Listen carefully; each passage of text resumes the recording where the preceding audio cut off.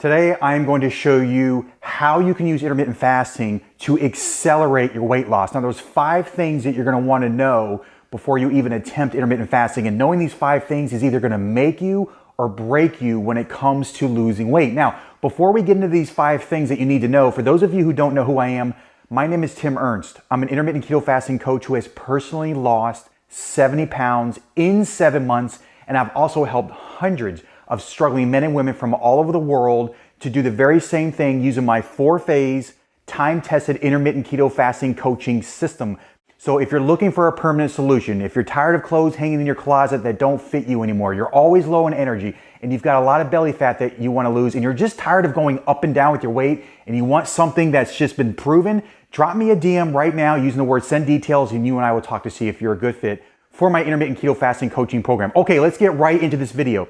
So when it comes to intermittent fasting, a lot of people want to know, how long should I fast for? Like, what's the sweet spot? Now, if you've been reading or doing any type of research on intermittent fasting, the one that you'll see the most is the standard 16-8. Okay, this is where you're going to be fasting for 16 hours and you're going to eat in an 8-hour eating window. So anywhere between 12 and 8 is kind of the recommended time frame that you want to eat those meals. Now, I'm not really a personal fan of eating really late at 8 p.m. You really don't want to go to bed on a full stomach. I would rather eat a little bit earlier in the day, so that way when I go to bed, I'm going on an empty stomach and my body can do what it needs to do while I'm asleep for recovery and repair. So 16-8 is kind of the standard. What I found a really good sweet spot for a lot of people who are just starting is really the opposite. It's the 18-6. So you're going to be fasting for 18 hours and eat in a 6-hour eating window. So your first meal would be at 12 and your last meal would be at 6 p.m. Now, me personally, what I did to lose 70 pounds in 7 months is I did the 20 and the 4. Okay, this is where you're fasting for 20 hours and you're eating in a 4-hour eating window,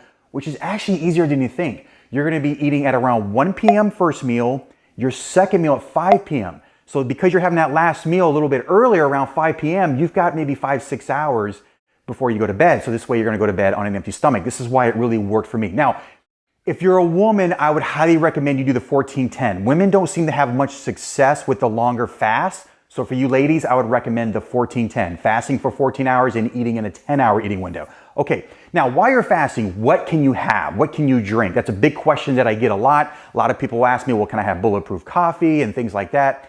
Anything that has calories, anything that's going to spike your insulin, you don't want to have while you're fasting. So you can have things like water, green tea, black coffee. Even sometimes you can have some Powerade Zero or Gatorade Zero. A lot of these drinks have artificial sweeteners such as erythritol or aspartame or sucralose, and they really don't elicit that much of an insulin response. So you can get away with drinking some of those. Some of your zero-calorie energy drinks are okay to have from time to time. It's not going to make or break your weight loss, okay?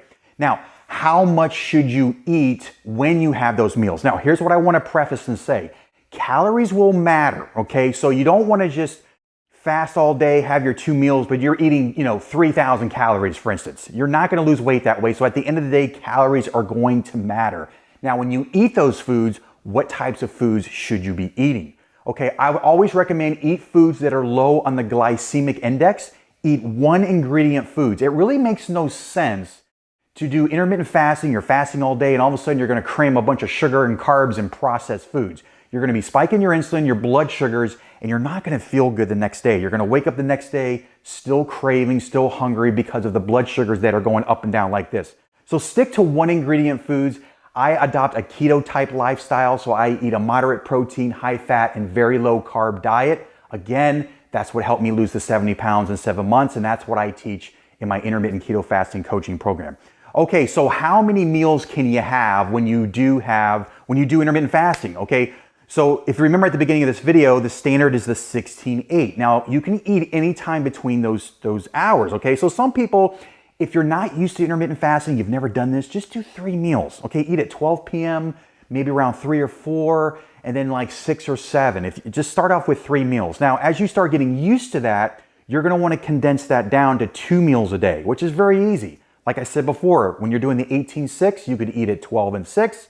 If you're doing the 20 and the 4 method, you could eat at 1 p.m., 5 p.m. And then eventually, as you really start getting good at intermittent fasting, go down to 1 meal a day, and you're going to find you're going to reach your goals really, really fast. Okay, Now, here's the big question, number 5, okay? When to train when you're intermittent fasting. Okay, here's what I would recommend you do. You can, if you've never done fasting, just start off maybe having a pre-workout meal and then go to the gym to see how you perform. I myself have been doing intermittent fasting for years, so I actually feel better training in a fasted state. I feel like if I have food in my stomach, I just don't feel that I get a real optimal workout. So for me, I actually feel better when I train fasted. I also feel like when I'm training fasted, I'm actually going to be burning fat calories on my body as opposed to burning calories that I just ate from food. Does that make sense? Now, if you are kind of like, you know what, this is all great, Tim, the video was great, which I hope you found it helpful, but if you're still confused because there's just so much information online, you want something that has a little bit more structure to it. You want something that's been time tested. You want something that's going to give you a permanent solution, and you also want to make this a lifestyle change because you're kind of sick and tired of the yo-yo dieting. You're tired of making New Year's resolutions every year in January, and you're just overall just low on energy. You've got a lot of belly fat to lose, and you want something that will walk you from point A to point Z, all the way from step 1 all the way to step 4, which I have 4 phases in my intermittent keto fasting coaching program. If you need that kind of structure, but with that, you need the accountability to just make sure you follow through and execute on the plan. Just drop me a DM right here below using the word send details, and you and I will talk to see if you're a good fit. But don't wait, because the longer you wait, the worse your situation is going to get. And every successful student that I've ever coached understood that the word now stood for no opportunity wasted. Hope this video was helpful for you, and talk to you soon.